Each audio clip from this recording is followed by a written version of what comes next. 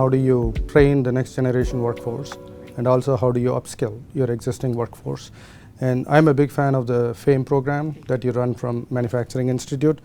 Can you talk a little bit about how you are applying and deploying the FAME program to upskill and train the next generation workforce? FAME is a really special program, and it's an earn and learn program. So we have applied learning. Students come in, and it's a 21-month continuous program.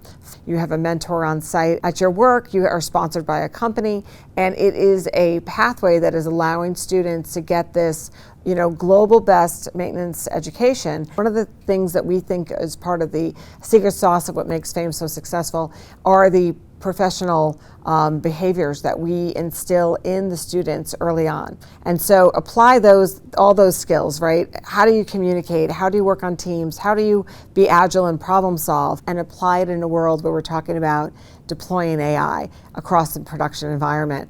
It has to be about continuous literacy and education. People have to feel comfortable interacting with AI.